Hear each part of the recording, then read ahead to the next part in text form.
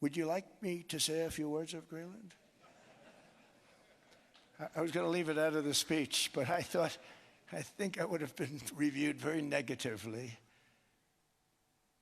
I have tremendous respect for both the people of Greenland and the people of Denmark, tremendous respect. But every NATO ally has an obligation to be able to defend their own territory. And the fact is, no nation or group of nations is in any position to be able to secure Greenland other than the United States. We're a great power, much greater than people even understand. I think they found that out 2 weeks ago in Venezuela. We saw this in World War II, when Denmark fell to Germany after just 6 hours of fighting and was totally unable to defend either itself or Greenland. So the United States was then compelled. We did it, we felt an obligation to do it, to send our own forces to hold the Greenland territory. And hold it we did, at great cost and expense. They didn't have a chance of getting on it, and they tried. Denmark knows that. We literally set up bases on Greenland for Denmark. We fought for Denmark. We weren't fighting for anyone else. We were fighting to save it for Denmark. Big, beautiful piece of ice. It's hard to call it land. It's a big piece of ice. But we saved Greenland and successfully prevented our enemies from gaining a foothold in our hemisphere. So we did it for ourselves also. And then after the war, which we won it big. Without us, right now you'd all be speaking German and a little Japanese, perhaps. After the war, we gave Greenland back to Denmark. How stupid were we to do that? But we did it. But we gave it back. But how ungrateful are they now? So now our country and the world face much greater risks than it did ever before because of missiles, because of nuclear, because of weapons of warfare that I can't even talk about. 2 weeks ago, they saw weapons that nobody ever heard of. They weren't able to fire one shot at us. They said, what happened? Everything was discombobulated. They said, we've got them in our sights. Press the trigger, and nothing happened. No anti-aircraft missiles went up.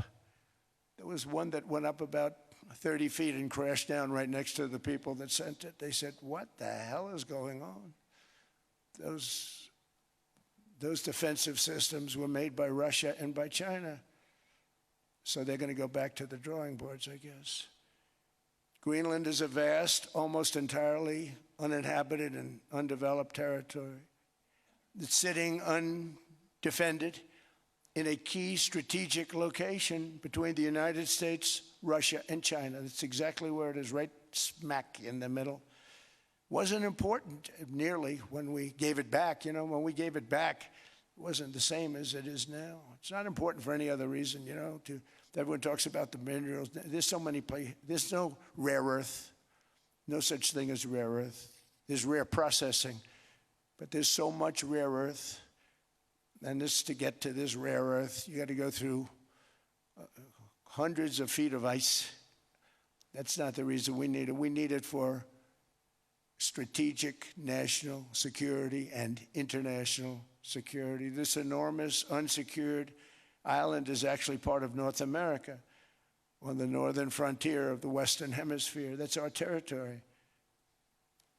It is therefore a core national security interest of the United States of America. And in fact, it's been our policy for hundreds of years to prevent outside threats from entering our hemisphere. And we've done it very successfully. We've never been stronger than we are now.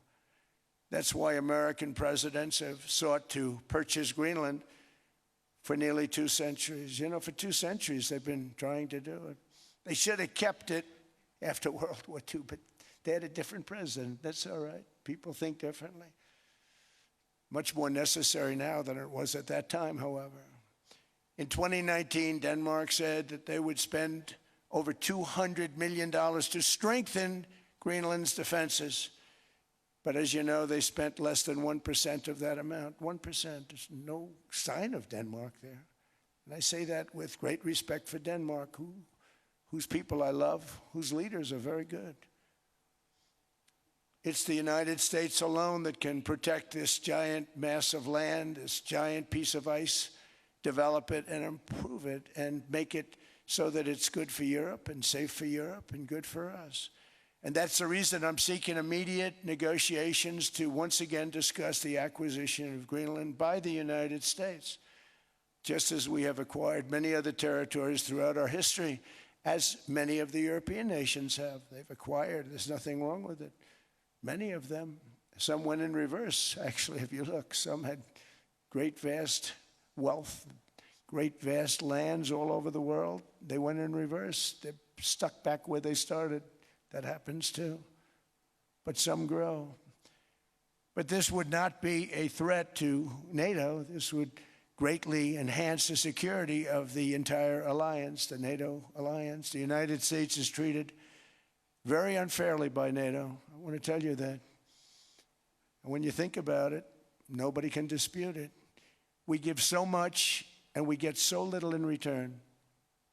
And I've been a critic of NATO for many years.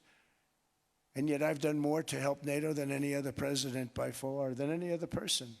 You wouldn't have NATO if I didn't get involved in my first term. We never asked for anything, and we never got anything. We probably won't get anything unless I decide to use excessive strength and force where we would be, frankly, unstoppable. But I won't do that. Okay? Now everyone's saying, oh, good. That's probably the biggest statement I made, because people thought I would use force. I don't have to use force. I don't want to use force. I won't use force. All the United States is asking for is a place called Greenland, where we already had it as a trustee, but respectfully returned it back to Denmark not long ago after we defeated the Germans, the Japanese, the Italians, and others in World War II. We gave it back to them. We were a powerful force then, but we are a much more powerful force now after I rebuilt the military in my first term and continue to do so today. We have a budget of $1.5 trillion. We're bringing back battleships. The battleship is 100 times more powerful than the great battleships you saw in World War II, those great, big, gorgeous ships, the Missouri, the Iowa, the Alabama. Because I thought maybe we could take them out of mothballs. They said, no, sir, these ships are 100, think of that, 100 times more powerful than those big, magnificent pieces of art that you saw so many times ago, that you still see on television. You say, wow, what a force. 100 times, each ship 100 times more powerful than the big battleships of the past. So that was the end of the mothball story. So what we have gotten out of NATO is nothing except to protect Europe from the Soviet Union and now Russia. I mean, we've helped them for so many years. We've never gotten anything, except we pay for NATO. And we paid for many years until I came along. We paid for, in my opinion, 100% of NATO because they weren't paying their bills. And all we're asking for is to get Greenland, including right title and ownership, because you need the ownership to defend it. You can't defend it on a lease. Number one, legally it's not defensible that way, totally. And number two, psychologically, who the hell wants to defend a license agreement or a lease, which is a large piece of ice in the middle of the ocean where if there is a war, much of the action will take place on that piece of ice. Think of it. Those missiles would be flying right over the center of that piece of ice.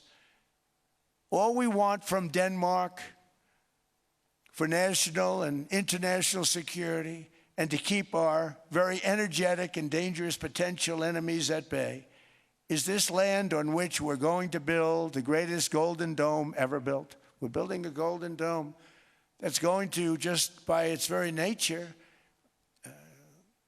going to be defending Canada. Canada gets a lot of freebies from us, by the way. They should be grateful also, but they're not. I watch your Prime Minister yesterday, he wasn't so grateful.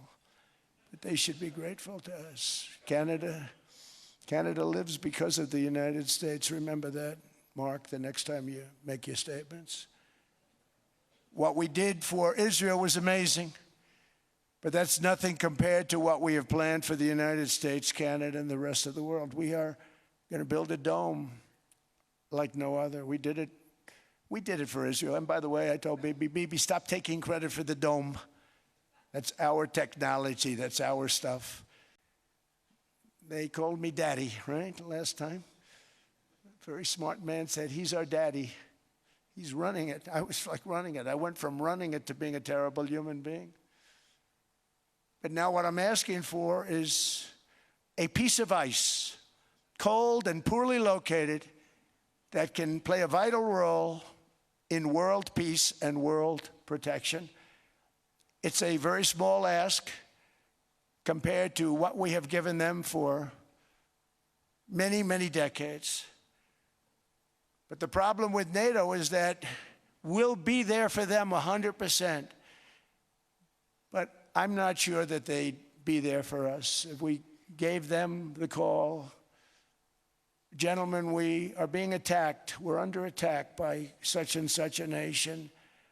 I know them all very well. I'm not sure that they'd be there. I know we'd be there for them. I don't know that they'd be there for us. So with all of the money we expend, with all of the blood, sweat, and tears, I don't know that they'd be there for us. They're not there for us on Iceland, that I can tell you. I mean, our stock market took the first dip yesterday because of Iceland.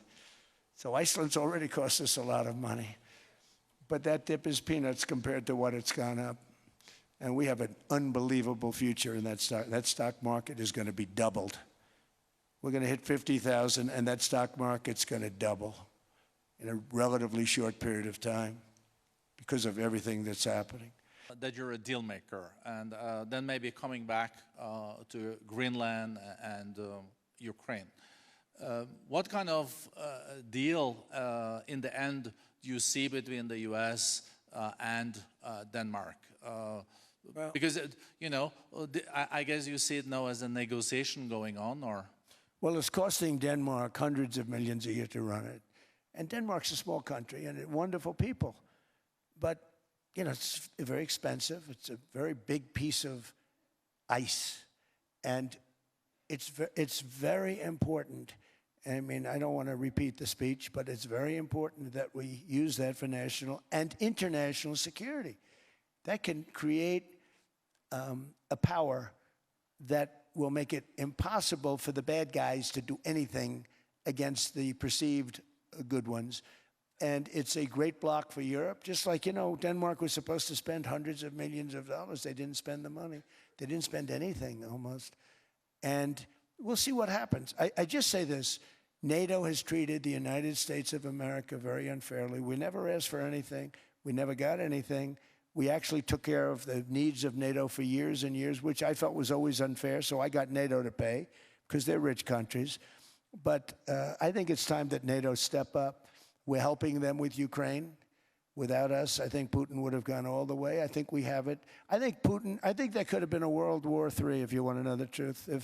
If Kamala was elected, or Joe, any one of those, you know, those thinkers, I think you could have ended up in World War III. And I will say Steve Witkoff has been dealing incredibly with, but we're not going to have World War III. We want to get it stopped, but we're not going to have World War III. I think if I wasn't elected, I think that could have evolved into World War III. It was a very, very bad situation. And it still is, but it's not that kind of bad. It's bad because so many young people are being killed.